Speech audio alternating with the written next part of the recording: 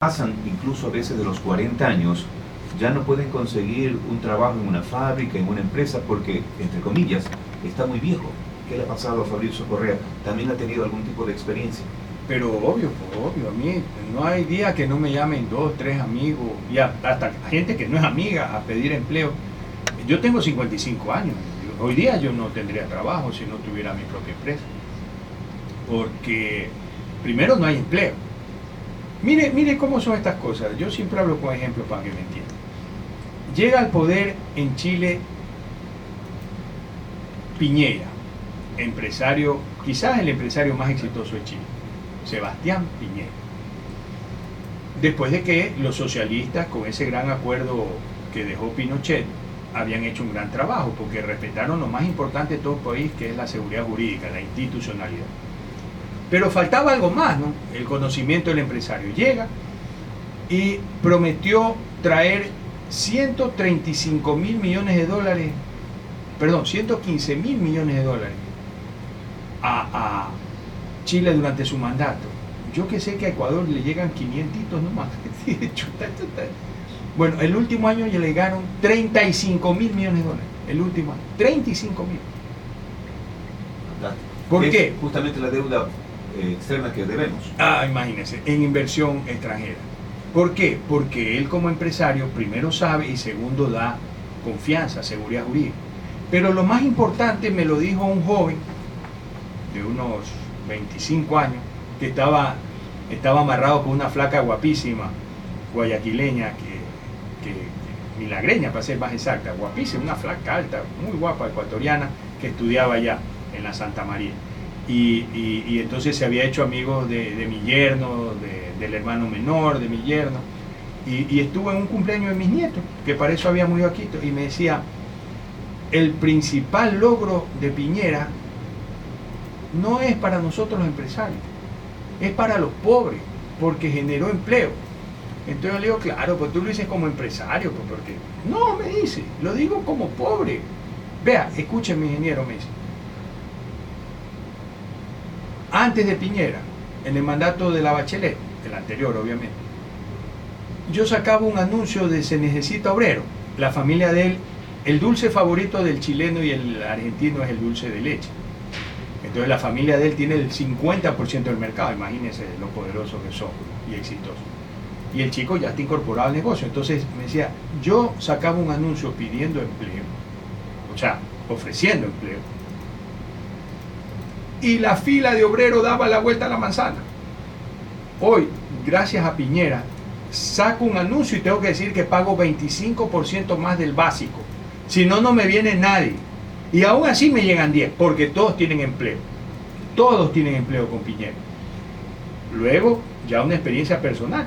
Mi yerno fue teniente de la Marina chilena. La Marina chilena es la élite de la sociedad chilena. Los mejores chicos de Chile están ahí. Y él era el mejor de los mejores, y perdonando la inmodestia, más allá de que es mérito de él y de mi hija haberlo elegido. Este chico era primera antigüedad de armas y primera antigüedad de ingeniería mecánica. ¿Y qué sucedió? Había tal demanda de ingenieros para el desarrollo chileno, la minería y todo, que ya no había de dónde sacarlo. Entonces, inteligentemente, el empresariado acudió a la Marina y a Fuerzas Armadas. Entonces, por ahí un capitán que ya estaba retirado, que había sido jefe de él, le dijo, mijo, ¿cuánto estabas ganando? Tanto, te pago el triplemente a la mina. Y él, que no tenía en mente hacer una carrera larga, sino formarse, porque había visto el sacrificio familiar, porque su padre también fue marino.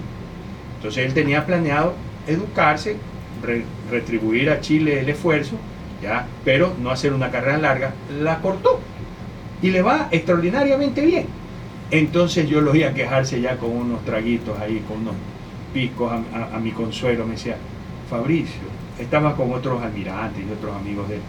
Fabricio, nos están desmantelando Fuerzas Armadas por culpa del éxito chileno. ¿Tú te puedes imaginar?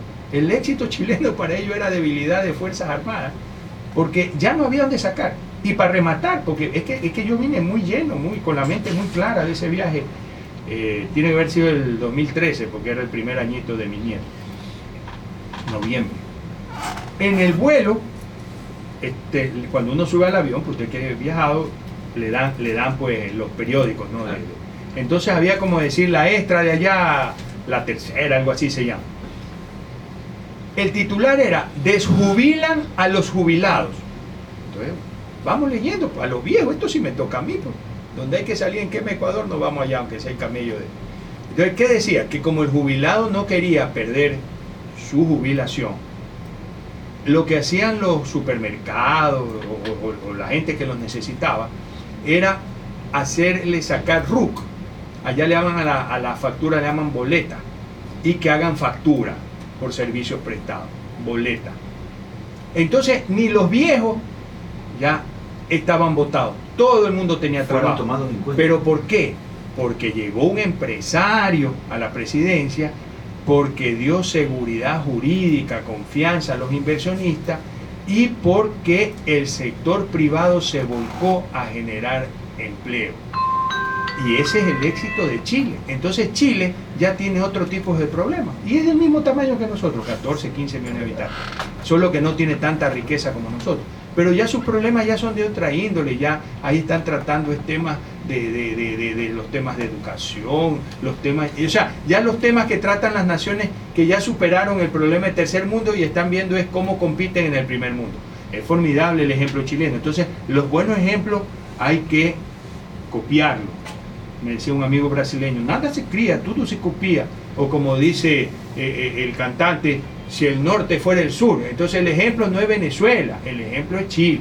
Pero también, ingeniero Fabricio Correa, dicen que los problemas que tenemos en Ecuador no solamente son políticos, sino que son económicos, pero estamos gobernados por un economista, PhD. Y no lo digo por su familiaridad con su hermano, sino que es la realidad. El tema no pasa por ahí. A mí a veces me dicen, ¿y usted para el éxito de su negocio le consulta a su hermano? No, le digo, yo le consulto a mi mamá, que sabe con cuántas papas se hace el caldo. Además hizo milagros para multiplicar la comida, parecía Jesús multiplicando el pan. Y fue tan generosa que, siendo la más pobre de la familia, todo pariente que venía del campo a la ciudad pernoctaba en mi casa y comía en mi casa. Entonces así fui educado yo por mi viejita. Y el tema es que hay que saltar a la cancha, pues es como opinar de fútbol y nunca haber estado en el camerino, pues nunca haber olido al alimento. Entonces, el papel aguanta todo. Entonces, obviamente Rafael tiene la mejor educación, le costó muelas, a eso hay que reconocérselo, ¿no? Le costó a él su bolsillo, beca, préstamo, y estudiar duro. Me decía, es durísimo, por más que seas profesor universitario, venir a competir con jóvenes taiwaneses brillantes en matemáticas y sacar tu PhD. Pero el tema es que todo esto es teórico. Todo esto es teórico. ¿Ya? Y todos los que lo rodean son teóricos, porque a mí no me preocupa mucho las competencias del presidente, porque el presidente lo que tiene que ser es un gran líder. Para ponerlo en blanco y negro, el presidente es el director de una orquesta. Entonces el director de orquesta tiene que seleccionar los mejores músicos, el mejor pianista, el mejor chelista, el mejor trompetista, el mejor guitarrista, los mejores. Entonces usted tiene la garantía de que saben leer la partitura, saben afinar el instrumento y saben tocar. ¿Qué le toca entonces al director de orquesta? Hacer que todos toquen al unísono, armónicamente. ¿Y qué más? Virarse al público y ver si le gustó. Y si no le gustó, tiene que hacer tocar otra música. O la misma música en otro ritmo. Acuérdense que hay tantos boleros antiguos que ahora se hacen cumbia, bachata, o se los remoza más movido. Entonces, Maná es experto en eso y me encanta, Luis Miguel. Entonces, el presidente tiene que ser un gran líder, seleccionar los mejores. Pero ¿qué ha sucedido? Que se han seleccionado gente teórica. Además, se los ha metido en una ideología equivocada, ¿ya? Mirando para Venezuela, para Cuba, no mirando para Chile. Entonces, ese es el problema que tiene el país. Y ese problema, desgraciadamente, ya no tiene solución, porque, como decíamos, para el diálogo, ¿qué se requiere? Humildad. Primero se requieren dos. Segundo, se requiere humildad, porque si uno ya va con idea preconcebida y no va a ceder, ¿para qué dialoga? Es hacer perder el tiempo, ¿ya? Y luego se requiere credibilidad, que los compromisos que yo adquiero fruto del diálogo los voy a cumplir. Eso se perdió. Usted hasta chiro puede estar, Yo siempre pongo el ejemplo de Inglaterra destruida por el bombardeo nazi, pero destruida. Iba perdiendo la guerra y sale este genio de Winston Churchill, que además no era un santo ni mucho menos, pero era un gran líder, y les dice: vamos a triunfar, pero solo les puedo ofrecer sangre, sudor y lágrimas. La gente le creyó, Inglaterra se unió atrás de él y triunfó en la Segunda Guerra Mundial. Hoy en día, desgraciadamente, el gobierno no está en condiciones, porque no es creíble, decir: ¿saben qué? Cacho, me equivoqué. ¿Ya? Yo los invito a sacrificarse, sangre, sudor y lágrimas, denme más impuestos, denme más, que yo lo saco adelante. No, ñañito, ya se te pasó el buco. Si cuando tenías hartísima plata te la farreaste. A los únicos que les ha ido bien es a los revolucionarios. Ahorita, no, ñañito, gracias. Entonces, ese es el problema. El problema no es un problema de chirés, el problema es un problema de confianza. Y eso no se puede perder ni en el matrimonio, ni en la amistad, ni en el emprendimiento, y peor en el liderazgo político. Y todo eso es lo que está afectando a los jóvenes. Y salen con estas novelerías. Vea, esto es el trabajo infantil. Volvamos a la empresa familiar. Hasta antes de la revolución industrial, de las máquinas, el trabajo era manual.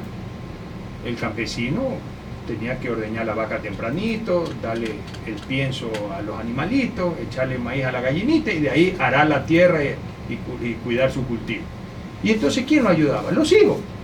Entonces, como había gran mortalidad, porque no había pues la medicina que hay hoy, como había además demanda de mano de obra, usted tenía muchos hijos. Unos morían en el proceso, otros sobrevivían. Luego estaba el artesano. Entonces el artesano, ahí no había soldadora, no había fierro, entonces el artesano era el que hacía con cuero los zapatos, con telares tejía los tejidos y hacía la ropa, el carpintero que le hacía las construcciones, que eran de madera, ¿ya? Y por ahí había el herrero que hacía la herradura y algún clavo. Entonces, ¿a quién enseñaba eso? A su hijo. Entonces el hijo desde chico aprendía la dignidad del trabajo, la dignidad de ganarse la vida, apreciaba el esfuerzo del papá, el sacrificio.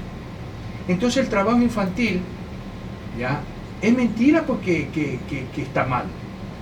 O sea, yo a mis hijos los hago que limpien su dormitorio, que tiendan la cama. A Dios gracias, tuvieron la suerte de estudiar afuera, entonces ellos saben lo que es cocinarse ellos mismos, lavar la ropa, en eso me superan. Yo soy medio inútil en eso porque yo estudié en Ecuador y siempre mi mamá cuidó de nosotros. Pero mis hijos me superan. Entonces el trabajo dignifica. El trabajo infantil, lo que usted no puede es la explotación infantil, ni la explotación de la mujer en la prostitución, ni la explotación de su obrero, eso es lo que no puede. Pero en el campo, el que tiene una chacrita en Ecuador que todavía es agrícola, rural, ¿con quién cuenta? Con sus hijos, pues. Y los hijos aprenden. Pero si usted, ese muchacho, le dice: no, prohibido trabajar. Ahora que todo el mundo tiene televisión, que tiene juegos de video, hasta el más pobre, ¿por qué? Porque son accesibles estos aparatos. ¿A qué se dedica? A ver mal ejemplo en las novelas, porque las novelas hoy en día son una alegoría del narcotráfico, de la prostitución, de la trampa, del engaño. Entonces el chico empieza a llenarse la cabeza de eso, porque la tiene desocupada. Entonces ese espacio que antes lo llenaba el empleo, el trabajo, ahora se lo llena lo de acá. Ese chico ya cae en el vicio, porque en vez de estar con su papá, con sus primos, con sus tíos trabajando el campo, anda con un poco de mozalbete que así mismo tiene la cabeza llena de pajarito y ven el mal ejemplo. Entonces, ¿cómo no se va a disparar el consumo de droga? ¿Cómo no se van a disparar los embarazos adolescentes? Entonces nosotros tenemos que, al revés, como dice el Papa, hay que darles la oportunidad a los jóvenes de trabajar, pero eso se inculca desde chico, ¿ya? En menor escala, mayor escala, ¿ya? A tu hijo, si eres rico, hazle que corte el césped, hazle que lave el carro, haz que limpie la cisterna, haz que limpie la piscina, que bañe el perro. O sea, siempre va a haber trabajo digno y que ahí se gane la mesada y de ahí que se vaya al receno. Y el pobre con mayor razón, pues, ¿no? El pobre por necesidad, o Chipinti, que hace los mejores cangrejos de Guayaquil, ¿quién lo ayudaba? Los hijos. Y ahora cada hijo tiene su ochipinte porque ya creció y tiene familia. Esa es la historia de la vida. No podemos violar la naturaleza. Cuando uno se va contra la naturaleza es como la ley de la gravedad. Sube un ratito y baja y se da el porrazo después. Entonces esto es ir contra la naturaleza y todo lo que va contra natura tiene garantía de fracaso. Fabricio Correa, voz y pensamiento. Gracias por estar aquí. 8:59. Ya nos estaban mirando mal.